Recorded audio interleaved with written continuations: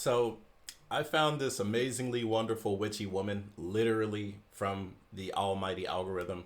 We're going to be talking about ego death and finding your true will from Dot. I believe it's Dot, darling. Bro, she talks fast, bro. Let's check it out. Hello, I'm Georgina Rose. I'm a perennialist and polytheist, and I'm a part-time esoteric content creator and part-time surfer of the Enochian Aethers. And Cool, welcome part back time. to the Dot Darling YouTube channel.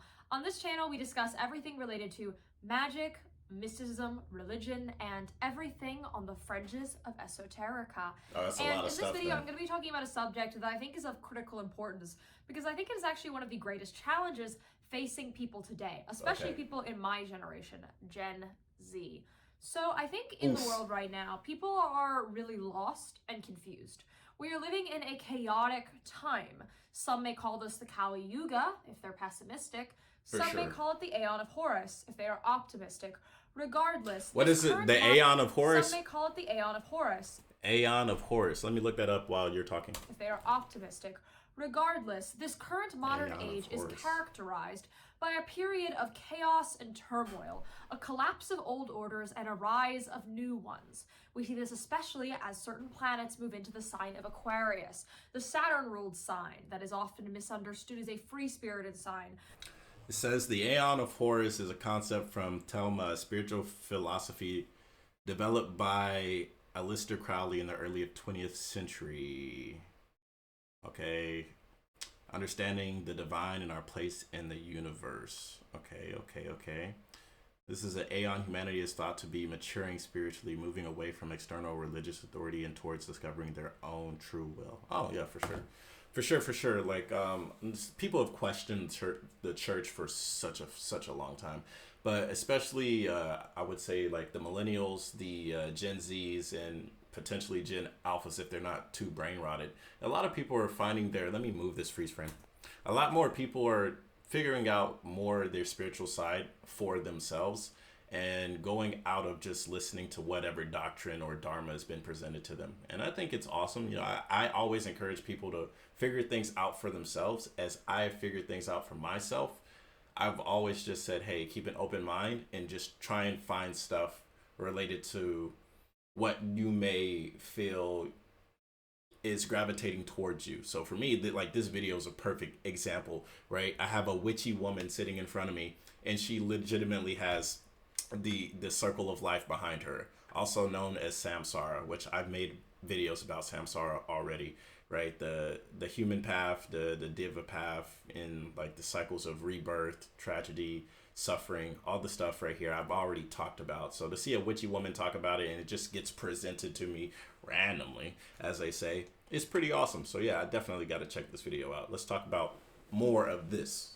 But instead represents outsider perspectives coming to the front and creating a new world. But that world is created through the Saturnian quality of discipline, order, rigidity, and limitation. We are in a period of turmoil. That's the best way to put it.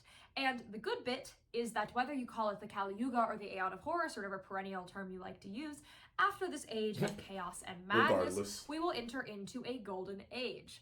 But, and I had a Exciting. conversation with someone about this yesterday, certain people argue that perhaps living in the Kali Yuga is the best time to discover your mystic potential because with all the turmoil, you are more inclined to liberate yourself from the cycle of samsara. Now, what am I getting at with all this, this kind of... Oh man, she's cooking. She's cooking. So for like just what I just heard, like, so a quick explanation of Kali Yuga. So Kali Yuga is there's 4 yugas within the world that we live in, coming from Hindu philosophy, and like as the stages progress, Kali Yuga being the last stage, which we would be in right now, there are less positive people and there's more negative people that focus on greed, corruption, consumerism, and stuff like that, which you could just see out in the world in general. I literally had a brief conversation. Somebody needed help at the ATM. I helped them out because here in a different country that doesn't speak English, like I figured out how to use the ATM. They needed help. I literally just went in, helped them out real quick, no issues. And then of course they wanted to have a small conversation, and then the daughter was being very rude for seemingly like no reason, because I misheard her. She's like, what, you can't comprehend, you can't understand? And I was just like, wow, like your ego really just showed up out of nowhere. But I just let it pass and kept moving forward because honestly, it's not that big a deal, but it's good that that happened to me so I can use that as an example or a reflection of how ego has driven a lot of people to become less humane because our ego legitimately just takes control. And for some reason, a lot of people also love to feed into it because, you know, it's one of those things that if you're not aware of yourself or aware of your potential, you'll just let your ego say that is you when in all reality it's not. But let's continue. Rambling. I'm talking about the importance of true will and why you need to kill your ego in order to get your true will. Absolutely. So, two concepts I'm getting into. One, ego death. So for the longest time, I hated the term ego death. It actually really irritated me because you actually cannot kill your ego. Ego death is a misnomer, but it applies to a very real phenomenon that people actually do experience and that I think is very critical to experience. And that is the phenomenon of life, death, and rebirth within this lifetime. So the ego is a psychological term that refers to the self in a psychological understanding of the parts of the soul. Pretty much every religion and psychological system has some sort of breakdown of the different components of our soul. The ego is the self. And basically in colloquial modern culture, we have begun to understand that the ego is like kind of a... Nowadays. There's this term egoism, right? Or egotistical. People who prize their self over all others. That's not necessarily what ego means, but a lot of people have kind of warped the idea of ego as self into ego as being a kind of false self or an arrogance or a narcissism at worst. That is obviously bad. What most people are talking about when they refer to ego is a bad thing, but the actual idea of the ego is not necessarily bad. The ego is just who you are. If you were to kill your ego entirely, you would cease to be alive.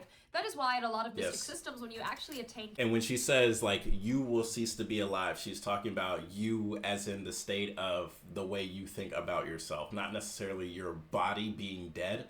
But whenever you say, I am a doctor, right? If your ego was to die, you would no longer consider yourself to be that that job description because we describe ourselves as what we do for our living or for our work. But that's not necessarily what you are as the being that you are. Your job description is a doctor, but you are not a doctor. It's definitely confusing if you never really participated in trying to understand the other aspects of living this life, this lifetime, this human experience. But that's just me breaking it down as easy as possible. Hopefully it's easier to understand because, bro, she's spitting right now, but I know she's spitting at the rate that so many people are just like, huh? Complete attainment, liberation, enlightenment, you become an epicemist, you actually are taken from this world and you die. The Book of Enoch, a Christian apocryphal text that is accepted by the Ethiopian Orthodox Church and no other denomination, actually has a story in which a man named Enoch is given all the secrets of the universe. When he is given it, he is pulled out of his body and taken to heaven. I interpret this as he dies by understanding too much that our human brains cannot comprehend it, and thus he must die. He must escape his something like that as well. He must be severed from his body. That's just that book, though. Live with that information and be alive. You cannot be fully enlightened while alive. But what you can do is you can kill your seeming ego. You can work towards it. And that is important because the seeming ego that we adopt is often contrary to our true will. It's often not what it is at all. We, especially in an age where people are so lost, are adopting false egos because I fundamentally believe that a lot of people do not have a sense of self. So like an example, just in case she doesn't go through it, because again, she's spitting fast and I kind of want to like break it down. Like a false ego would be like people that say they're Playboi Carti fans, but they can't name one Playboi Carti song from the latest album. Like that is a specific example. Or you say you're a Hololive fan, but you couldn't name anybody in JP. Right? Like you put yourself, you put an identity of yourself onto something you enjoy. Even though you might not truly enjoy it for the fact of what it is, but you enjoy it because other people enjoy it, or you see it as an ability to gain some type of community by saying you are part of that community. Even though like what community is people that enjoy something together, but you don't really enjoy that. You just enjoy the idea of being in that group. Hopefully that's easy to understand. The ego is, of course, the self as a concept, but what I mean by sense of self is an understanding of what your ego is. So what happens is some people do not understand their true ego. Sense of self is important. fake ego that they adopt. I see this most clearly on the internet with people adopting stock identities instead of finding who they really are. Absolutely. These stock identities include things like calling yourself, I don't know, a girl boss, a trad wife, I could go on and on. An alpha. I'm an art hoe. I'm whatever. I'm coquette. You know what I'm saying? Like these subcultural labels that people just decide on who they are. Yes. Right? Instead of actually figuring out who they are, what they want, what their true is, what they desire, they basically just like take one of these labels and they decide it's their identity. They use it as a starter pack of the self. Basically. And that's often why people don't that's beautiful. A starter like the pack identity of the self. they adopted is, because it's not actually their nature. Think of the women who talk about how important it is to be feminine all day, but are the most masculine and male-brained people you can possibly imagine. They're like, oh, you need to be so feminine, but they're doing it in the most masculine way possible. That is because they are not the stock identity that they have adopted. They are not the false ego that they have taken on. That ego is actually something that's blocking them from their true will, and that ego needs to die. So now let's talk about killing your ego. So first you need to understand what your false ego is. What have I adopted to avoid understanding who I am? I recommend a number of meditative exercises for this. There's one called the mirror exercise where you stare at a mirror for about an hour long. I especially recommend this for women because a lot of us have adopted an identity that relates to our physical appearance. Yeah. We have prized our body through the world, over our soul, and we've really through society, taken who we are based on how we look. So because for us, society. the mirror exercise is very valuable because it forces you to face those insecurities that might hold you back from a true understanding of the self. Another exercise is to stare at a wall for a prolonged period of time. You can do a retreat where you detach from society, or you can just do really any deep meditation process. But when I talk about these deep meditation processes, I don't want you to path work. I don't want you to invoke. I want you to literally sit with yourself. I want you to be bored, and I want you to push past that boredom. Because past that boredom is when actual discovery happens. You will probably mess this up solitude. Times. That's okay. Keep doing it until you truly get to a blank version of your mind. Then I want you to do a ritual practice in which you do some sort of purification. You know what the crazy part is, bro? Like, as easy as this shit sounds, or as crazy as it sounds, it's actually very difficult to do this, especially in the world where we live in, where we got dopamine all the time. Like, I'm sitting here playing this game, but I understand and I interpret what she's saying as accurately as I can, even though I'm playing a game on the side. I'm not playing a game because I'm bored. I'm playing a game because I understand what this woman is talking about, and I'm just here to interpret it to make it a little bit easier and also learn something new. So until she starts saying stuff that I don't know, I'm just here for you, basically. I want you to basically go out from society. If you can do something like the Auburn Melon ritual, do that. I know that is not feasible for the bulk of the population because they have responsibilities, children, work, school, right? There's other things going on. Responsibilities. So can't just tell people to do the Auburn Melon ritual. That's ridiculous. But do something kind of in that vein. Make it work for you. Find some way to reduce the things around you, reduce your stimulation, and go into a hermit-like state. This is a practice that has been used by many religions. You see this perennially in myths as well. Think about Jesus entering the desert for 40 days. Think about how many stories parallel that of someone retreating from society, going away, and being by themselves. Like, think about also the Native Americans. Like, before you become a man, right, you go through your adolescence and you got to go on a little pilgrimage in the desert for like a week or 2 weeks or whatever, and then you come back, and when you come back, you are now a man. Now you understand what it is to be yourself, or you die, which is, it's extreme, which is why a lot of people wouldn't say you should go do that. But when it comes to trying to figure yourself out, like, legitimately, you'd have to go into states of solitude, and going through states of solitude in the desert is another thing, because now you're out there with nature versus being, trapped in your room, which COVID should have been a way for a lot of people to complete more solitude. But of course you have your technology to distract you, even though you are stuck inside your room. The point of that is not like remote areas are more mystical or like solitude itself is valuable. It's that you need to detach from the things that are holding you back from understanding what your true self could be. You need to drop the illusions that are holding you back from understanding your true will and understanding who you are. I want you to throw out every single identity that you've attached to yourself. That includes subcultural labels, anything that you describe as like you're an ism. Like, I'm a Hermeticist, I'm a Platonist. You might actually be these things, but for the purpose of finding yourself, I actually think you need to get rid of it. You need to stop thinking yourself as being part of any ideology or group. Get rid of that group thinking. Yes. And I also want you to take away, if you are someone who, say, really attaches yourself, I see a lot of people who have mental illnesses or traumas really identify with that part of their story. Yes. And of course, that's good that they're working through that. They're not ashamed of what's happened to them or what's going on with them. But you can't make that your identity, right? Yes. That is sort of adopting a self-fulfilling prophecy of a mindset in which you will heal. So even if that is a true statement about you, right? Maybe you do have obsessive compulsive disorder.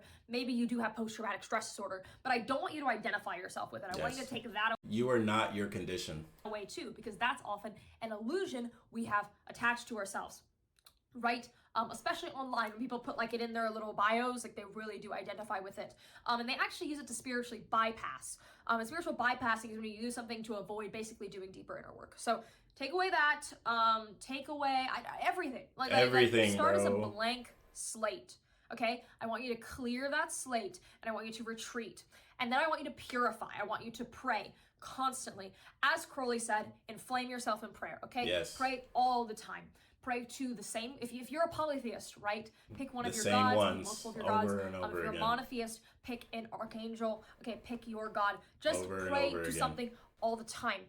And then I want you to think about what miasma or pollution could be attached to you, what spiritual diseases of the heart could be going on, Absolutely. right? Because as we go through the world, we collect basically rot to us. Yeah. And that rot is collected by us exposing ourselves to it, people sending People it our way bringing through it, something like yes. the evil eye or a curse, or us defying the law of the gods, defying our true will, and doing things that are against our spiritual nature. That also accrues miasma. Of course, extreme examples like murder or miasma accruing things. And depending on how much miasma you have, this will be a different duration of a process. I cannot give you a timeline because for most people, I mean, they don't have a ton, but for some people, especially people who've had more difficult backgrounds, right, you might have a lot more miasma. So it just depends on who you are, but figure out how much miasma you have and then work on purifying it. Go through catharsis. Catharsis is an ancient Greek spiritual practice in which you basically take your miasma and you do something to purge it, okay? Purge it out, okay? Get rid of it. Do that it. through ritual, do that through actions, release the miasma, purify, detach yourself from everything, and then you kind of get to a blank slate of yourself, right? You've removed your attachments, you've removed your miasma, and you've kind of retreated in towards prayer. And you've developed an intense relationship with a spiritual being outside of yourself. That spiritual being ideally should be your holy guardian angel, the holy guardian angel, or the Kareen, or the holy daemon, whatever your tradition calls it. We're talking about the same thing, right? Yeah. Perennialism is Doesn't pretty matter much the true. name. We're all doing the same thing. These are all Yes. different paths Absolutely. up the mountains and paths to the same inner perennial truth that has existed in human history. We just Yeah, legitimately. Every single, whatever you call God, whatever you call that, yes, like, bro, they come together. we just use different terms for it. Yes. Some are, of course, filtered through our cultural understandings and tendencies. That's why Absolutely. some That's why it's somewhat filtered. pessimistic, but it's Yeah. the same thing. Yes. Yeah, that spirit. Contact that spirit. Develop a devotion to a higher spirit, not just that spirit, and then connect with that Yes, spirit. the higher after spirit. that. Okay, now you And then make the one that after connection. that. Now And I back. want you Yeah, to yeah. go through a life, death, rebirth process, literally. Okay, I want you in a cathartic moment to do a representation of death. Do not kill yourself. That is not what I am saying. Some person is going to come up with that. I'm telling you to kill yourself. That's not what I'm saying. I want you to do a rebirth ritual. Yes. Specifically, when I went through a rebirth ritual myself about a year ago, a little over a year ago now, and it was very transformative. It's because the reason why I did it is, despite me being, someone who's been on this path for a while, I realized that there were some things, a false ego that I had developed that was actually separating me from my true will. I realized, despite how true will is one of my goals, I think about it constantly, I had actually kind of fallen off the course. For sure. Right? And to get it can happen to all of us. Course, I actually went back through this process. And what I did is I actually invoked Saturn.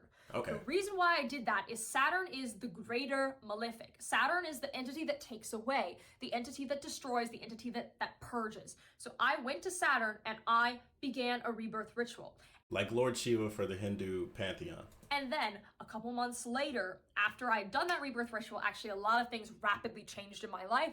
My life had a very big tower card moment, except instead of the tower card happening to me, I became the tower card, right? I was the thing that burnt my life down. That got destroyed. And after that, I actually did She's talking about solar tarot rituals, right? Because the Saturn energy takes away. And what is the sun? The sun is the actual ego, right? If you look at your natal birth chart, what sign does everyone say they are? They say they are their sun sign. The sun is not the whole of the self, but the sun is that beginner ego in your psychological makeup. It is the ego. It is the self. Is interesting. So begin after that. This is new stuff for me. Sun. And Thelema, the religion that actually centers around true will, is a solar-based religion.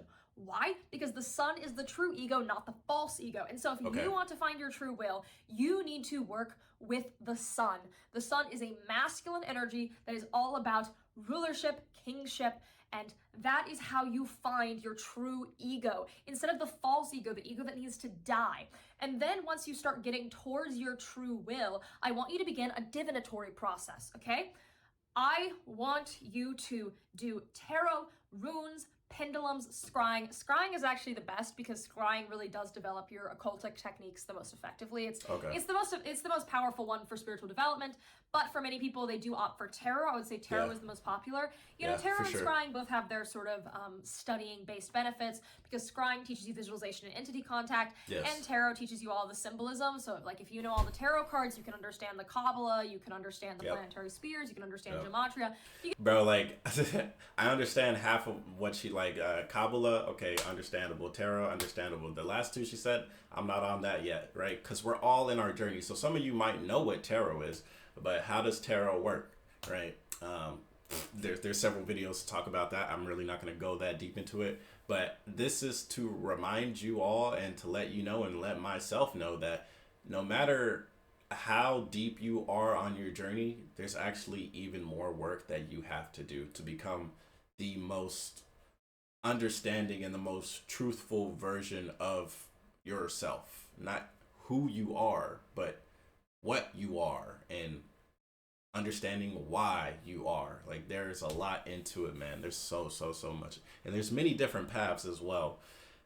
For a lot of people, it might be better to stick with maybe a couple paths versus trying to really master every path, because there's a lot. Like, she only said 4, but there's even more than that. Even when she was talking about tarot or scribing, right? Because I'm familiar with tarot. Scribing, I understand what scribing is, but it's not something that I've jumped into, because to jump into scribing is to, like she said, contact entities. I don't think I am ready for that path just yet. So understand that there's a lot. And even when you start contacting entities, there are many different entities that do many different things for many different reasons and may require many different types of sacrifices that you may or may not be ready to sacrifice for.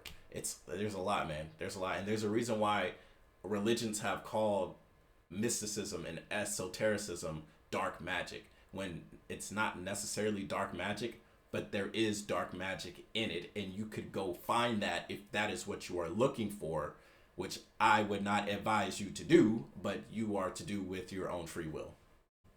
You get a really good understanding from knowing tarot. So probably tarot or scrying, but if you do something else, really any are fine. The one I would argue against is pendulums, because pendulum divination is just very simplistic. It's kind of hard to get complex information out of. But anyways, do a divinatory practice while you finish that personal preference thing, okay? We all have personal and then preference. Really lean into your true will, okay? Contact your holy guardian angel, your Korean or your daemon, whatever tradition you're from. I don't care what you call it. Contact that spirit all the time, constantly, okay? I want you to be in constant contact, okay? Keeps you in sync, and then you're like angel numbers. And you are continuing to detach yourself from false ego identities, okay? Stop thinking of your identity in those terms, right? The thing is, people my age, we don't have an identity, okay? That's why we're so identity obsessed. That's why we're like the most identity obsessed people in the world, because we don't know who we are, right? And we don't know who we are because we're told all these stock identities. And these stock identities are caricatures, right? When you see videos of people like really embodying these identities, it almost feels pornographic, right? Not pornographic as in sexual, but pornographic as in staged, right? It's someone can be completely inauthentic and not understanding who they are. And then they feel pain. And that's part of why I think people who lack a sense of self are so deeply unhappy. And I think most people lack a sense of self. I'm not like, saying everyone's, like, I'm not talking about a small population. I'm talking about most people. I think our society does not teach people a stable sense of self. I think because of the chaos of the age we're in, people lack that. And so it's not a bad thing if you relate to any of this, okay? Yeah, it's not a bad thing. And the reason why I'll use myself for an example, right? I know that I am entertainment. I know people watch me to laugh, for hee hee ha ha. And I also, now that I truly understand, a lot of members in my audience actually resonate with the wanting to understand more of themselves, because that's what I've constantly preach, is to understand who you are. And I also have come out to show my darkness, my dark side recently, with wanting to end it all. And this helped me understand more of the role that I play, because I understand the role that I play is to be in front of the camera, to show the joy that I have, and to also try and educate on this as well. So this is why, like, yes, if you look at numbers, if I was to only make videos that I know are going to get a lot of viewers, I would be unhappy and unsatisfied with my life. I would want to end my life, because I would be playing an archetype. I would be playing a character, when my character has more depth than just hee hee ha ha. And now I understand and resonate that there are people that may not truly understand the stuff that I am teaching, but that doesn't mean I shouldn't try. That doesn't mean I shouldn't react to Doth Darling, right? Like, I am reacting to this because I know that somebody, even if it's just one person, is going to actually be able to connect and understand it. And even though YouTube as a platform doesn't really promote stuff that's so different, right? Like with my channel, I react to the same things, YouTube will push those same things. I react to something different, YouTube won't push it. That doesn't mean I shouldn't create it, right? So that's me being an example to show that you can be your authentic self, and you shouldn't really focus on so much of the reward of necessarily getting something. You should be making it because it feels intrinsic for you to make it. So if you're an artist, if you have a masterpiece and people want you to sequentially make more of that same thing, but you don't feel right doing it, then maybe you shouldn't just do that. You should make more art that contributes to what fulfills you on the inside, because at the end of the day, that is what really matters. What is resonating with us as human beings, or spiritual beings having the human experience, since we're on this topic anyways. What is it resonating with you and your soul? And for me, it's explaining and talking more about this. And it's great that I have somebody in front of me that is talking about this to one of the most higher levels that I've ever seen on the platform. And for me to be able to understand and interpret it, and also release it to the younger spiritual minds that are still developing, because there are so many people on the planet that are lost and are confused and are developing. So my role is being more solidified within myself when I see a master in their craft, when I see this being in front of me in their craft, working their magic, understanding more not only of themselves, but understanding of the world that we live in. How am I also contributing to this? Well, this video was thrown to me after I was finished making a couple hee hee ha ha content. I get this thrown my way. I would be an absolute fool to ignore this. I would be an absolute fool to not react to this, to share my wisdom with this experience, to try and share it with you, the viewer. We all have a role to play. You need to understand the role that you play, because we all play many different roles. So if you find yourself in a career field that resonates with you, you should be doing something in that career field on a higher level. And I'll leave it at that. Let's continue. Okay. It just means that you need to do this process. I think everyone needs to do these processes. And I think if you don't see yourself as needing to do these processes, but you haven't actually done deep spiritual work, perhaps you might need to do these processes even more, because you haven't even understood that perhaps the ego that's attached to yourself is not your true ego, but your false ego. Is not your true will. What makes you feel and that's why we comfortable use the doing term your true job. will, right? Because within us, there's a number of wills, right? Absolutely. The term will goes back very far in time. Many philosophers have written about it. Eliphas Levi, Schopenhauer, like many of these people talk about will. And I actually think Schopenhauer kind of started to get towards Thelema with some of his writings in a funny way. But a lot of people have talked about this. And what we mean by it is not just your base will, right? Because will, kind of like the parts of the soul, there are parts of the will. The lowest form of the will is the survival instinct, right? If you're in danger, you don't care about all something's this. going to take over you, and you're going to want to live, right? You're going to suddenly be able to run a lot faster. If you've ever been chased by someone on the street, when I lived in New York City, this happened to me. It was really scary, and basically, that sounds terrifying. I was walking from a train station. It was late at night. I probably shouldn't have been walking outside. Whatever, right? Well, that's victim blaming. Like, you have the right to walk the streets at night. Just understand that there's gonna probably be a crazy person trying to chase you at the streets at night. That is what that is. That is how you really understand that shit. Because yes, there are gonna be crazy people out here that don't have good intentions for you, especially when they're inebriated, right? They're drunk or they're high, and they just see a beautiful woman walking down the street at night. Some people might be like, oh, let me actually, have a conversation or try and talk to them.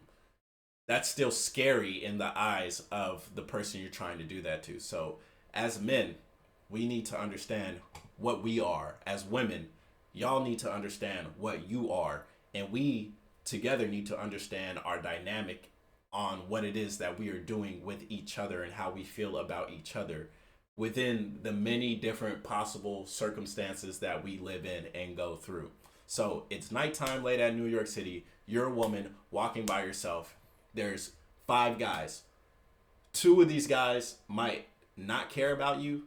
1 guy might be interested in pursuing maybe even a relationship, which is still wild because it's late at night, New York City. But, it is what it is. And then you have 1 other person that actually might want to harm you sexually, and then you might have another person that wants to defend you in case somebody else wants to do something to you, regardless if it's lovey or it's assault, right? There's many different possibilities and aspects. We just need to remind ourselves where we are, who we are, how the world perceives us, and how we are enacting ourselves in the bubble that we live in this 3rd dimensional plane of existence. All right, I'm done preaching. Right. But what happened was basically, like, I start walking, this guy starts following me, I start walking faster, and then he started to kind of chase me, and I outran him, thank God, nothing Let's happened. go, cardio. I realized in that moment, wow, I'm running a lot faster than I would normally run at the gym, right? Why? Because that willpower kicked in. I no longer was operating from my normal mind, my survival instinct, my base will overtook me. And of course, the base will feeds into the true will, right? So you have that, and then you have the mistaken will. That's what I'm going to call it. And that's the things you want. Will, want, not the same. Throw that out. In fact, will is incredibly prescriptive. If will is want, why would I be telling you to do all of this? That makes no sense. Why would you need to contact your holy guardian angel? Why have Thelemites for generations been doing the Abra Melon ritual, which literally requires you leave society for like minimum 6 months at the way minimum, right? That's a long Why would people do that time. if will is just doing whatever you want all the time, right? If will is doing whatever you want all the time, then my true will would be to walk to the coffee shop down the street, get a chai latte, and do nothing else with my life, right? That's not my true will. That's insane. I mean, of course, sometimes I'll have the chai latte. I love chai lattes, but you know what I mean? No, like that makes no sense. So if we have to contact a spirit to get it, what does that mean? That means it's assigned to us by something higher. What is higher than us? The gods. Because there's a chain of being. There's an emanated chain of being. It starts with nothingness, nothingness, nothingness. Somethingness begins. Layers of being, kind of like this type of thing.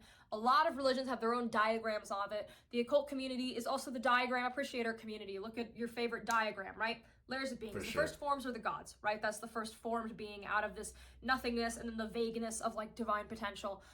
So gods set will for us that then we contact our HGA, which is a bit above us but below the gods. HGA helps us get up to there, and then we discover our will. Now, some people don't do it with their HGA, they do it with the gods directly. Legitimate approach. That's another way to do it, right? There's a book called Holy Daemon where someone used Saturn to get to their will, and there is an alternative method where you use a daemon instead of your HGA from the Greek magical papyri, so that those are both also very legitimate ways to do it. You could just pray to the gods constantly, and I've heard of people do that and been successful. I mean, there's multiple paths to discovering your true will, but what's the universal? You have to contact something divine, because It is something given to us by the divine. It's something that is attached to us, but at the same time beyond us, right? Think of will like a tether. Like will begins here in our brain, but it extends beyond us, extends to our spiritual body and extends to something higher. It's not just solely residing in us, which is why we need to do all these processes, and why often we are inadequate to come towards it. Because if you're just operating from here and not out of here, we understand the will extends out of here. We cannot get out of here without kind of getting beyond here, right? And the reason why all that happens is because it takes a lot of practice. It takes a lot of practice. You could read a book about how to bench press, how to deadlift, how to pick up a weight properly. But until you pick the weight up, congratulations, you really don't know how to do it. That being said, learning about it before you do it could save you from a bunch of injury or a bunch of misreps that could actually have gone towards progressing towards this goal. What do I mean by this? You should read these books. You should learn these studies. You should check them out through ChatGPT. What is this? Have ChatGPT explain it. What does that mean? And then while you're learning, you should try practicing it. I talk about meditation all the time. What is meditation? People think it's sitting still, closing your eyes. Okay, that's part of meditation, but that's not meditation. That is not what meditation is. That's just a form of meditation. What is yoga? Some people think downward dog is yoga. That is part of yoga. That is not yoga, right? There are deeper things, and unless you practice them as well, you will never truly understand, because then you're just somebody that's interested, but you don't practice it, bro. You're a bystander. You're on the sidelines. You're a watcher. You could also be a skeptic, cool, but if you're gonna be a skeptic, you should go in with your skepticism and then see if you're proven right or wrong within your skepticism. It's okay to be a skeptic, but you should also practice it too and give it your best effort, because if you're truly a skeptic, you would want to make sure that you are correct in your skepticism. And if you're leaving any blanks or any holes in your skepticism, that means you didn't try it all the way. And if you didn't try it all the way, okay, so what type of skeptic are you? You're just like anybody else that believes or not believes in something without doing your own due diligence. You're a nobody, which we are. We are all nobody. We are just existing. So that's why you need to do all this ego death, rebirth nonsense, and not just, like wake up. You cannot just ask yourself journaling prompts and questions and find your true will. You have to do the work. You have to do spiritual work. It cannot be done without spiritual pursuits. Always. So, the thing is, there are multiple spiritual pursuits to do it. You don't have to become a Thelemite to find your true will, because the idea exists outside of Thelema. Absolutely. Honestly, like you don't, and most people's true will is not like just solely to like do only Thelemic rituals forever. I don't agree with that. I don't just do Thelemic rituals forever. Most people, that's not their true will, right? But your true will does exist. And yeah, you need to kill your ego to get your true will.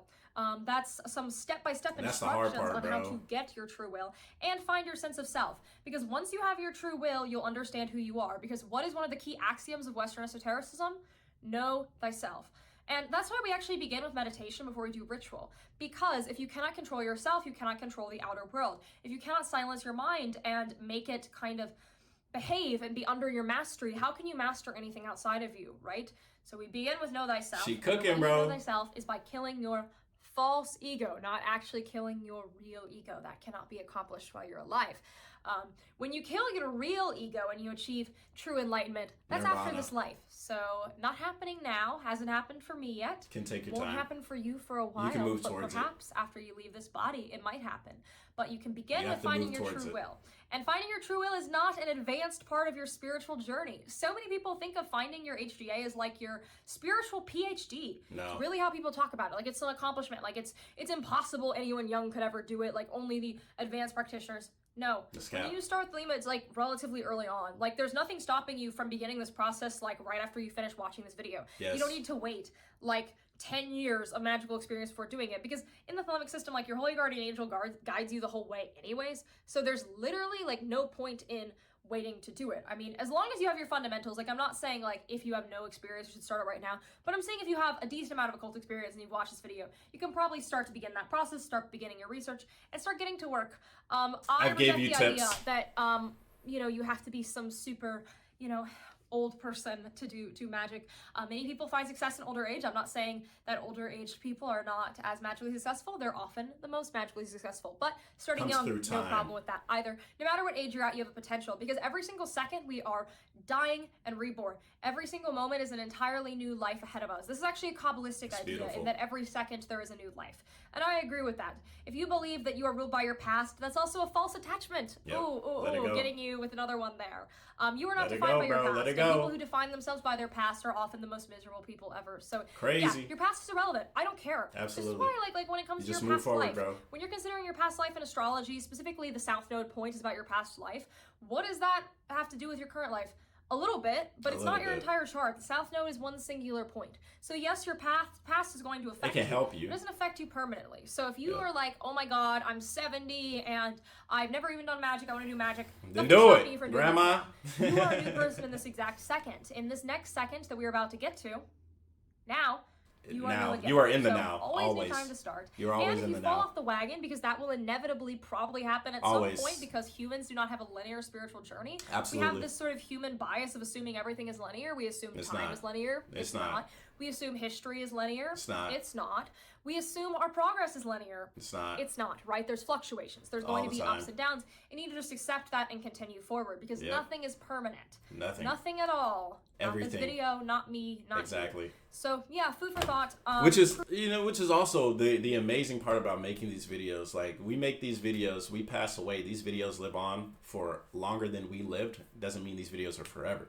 So that's the also amazing part about it. So it's like we're, those ancient texts that taught us about the world, and then they disappeared, or they were in the Library of Alexandria, and then the library burnt down. Well, as long as one other person remembered it, and as long as that one person is actually staying true to understanding, and they share it, or maybe they even improve on it, and then share it, and then more people hear it, and they learn it, information doesn't die. You can kill a man, but you can't kill an idea. So far, as long as technology is how it is now, again, nothing is forever. So maybe one day that could be a thing, possibly. But till then, we still have the ideas, and we still share them, especially through these videos. Free will is one of the greatest things lacking in my generation in the world right now. And this is a step-by-step guide. So yeah. It's an amazing video. People have been asking me for direct magical instruction, and here's direct instruction. This is the most direct I've ever heard it. Darling. I do spiritual consultations through Patreon. I'm also a professional astrologer and tarot reader. You can book with that in the description below. I give extra videos and ritual guides every single month. My ritual guides are step-by-step ritual instructions that I have written out. They are based on current astrological events or holidays. And my extra videos every month are just another video with me every month. They're really fun. And I also host the podcast Pagan Perspectives by Georgina Rose. It is on this YouTube channel and on most podcasting platforms, all the ones that are cool, at least. Okay, Spotify, and in that podcast, I give a Apple pagan understanding Music, of basically current fluctuations in the world and issues that face people's lives. My most recent one was about artificial intelligence. AI, it's crazy. It's just basically about like how our changing world affects us magically. Absolutely. And what magic means about different societal changes. It's really interesting. And I also am a Substack blogger. I write 2 articles a month. I get into really niche and fun topics on Substack. I really am able to do more advanced ideas on there. So check out my Substack if you want some more advanced information about more specific things. And I do sort of freelance articles for magazines sometimes. I update my community tab whenever one of those comes out. And yeah, like, comment, subscribe, and ring the bell. And you can find me on .darling everywhere on the internet under the sun. All right. Bye. Oh, wait. What? Come subscribe and subscribe for 93 days. You will meet your holy guardian angel, and you'll never need to kill your ego and find your true will again. All right, for real now. Have a good day, afternoon, mid-morning, mid-evening, whatever time it is. Is that an ad? Wherever you are. Bye. Okay, W ad.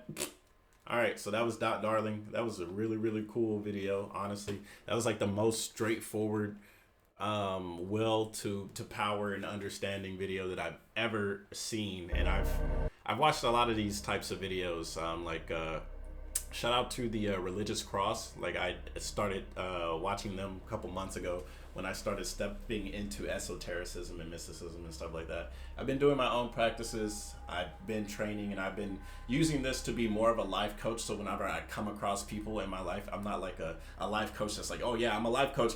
Come to me and I can help make your life better. Like, no, I just show up, and the people that mirror me, I just talk to them. We have an honest heart-to-heart conversation, and it's not small talk either. We're talking about I meet people where they are. I never force people to go beyond where they're at, but I try and give them little bits of tidbit leads that can help them go to the next level. So that's what I do with my life and my existence. And I also just make these videos, man, because they're really fun to do, and they hope open up more understanding, right? I'm not going to be here to say I am the end all be all for you to achieve whatever it is that you think you want to achieve. I am just here to be the bridge of the connection to the spirits, to the understanding, to be the guide that helps you out in this lifetime, in this journey. Whether I make you laugh, whether I make you think, I'm just here to do that. And I enjoy doing that. Like, that is my purpose, or what I perceive my purpose to be, because it resonates with who I am and why I do the things that I do, and the understanding and the knowledge that I accumulate throughout this lifetime is going straight towards that. So if you enjoyed the video, hit the like button, share it with your friends, especially if you're trying to understand more. I have several videos, several shorts to help you on the more grounded level, because what Doc Darling is talking about, way up here in the clouds, but way up there in the clouds is some really good stuff, some really good information, some really good knowledge. I'm just here to give you the rope and say, go ahead and climb up there and see what you can find. And until next time, I'll see you guys when I see you guys. Subscribe, rate, comment, and share your thoughts down below. And if you have more knowledge and more information, go ahead and share it. That's what the public comment section is for. And I'll see you guys on the next one, man. Thanks for watching. Peace.